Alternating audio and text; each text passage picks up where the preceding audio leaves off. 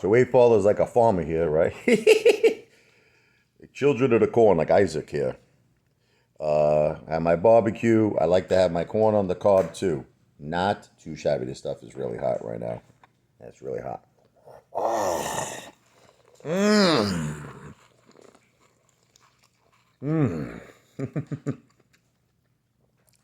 You normally don't see Apefather eating corn on the cob, right? Always eating meat. So you gotta get a little vegetable in there, right? Mmm.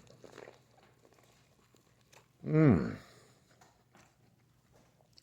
Corn is good.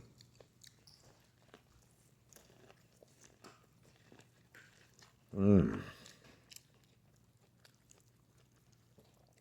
I love the corn more than you know. Mm.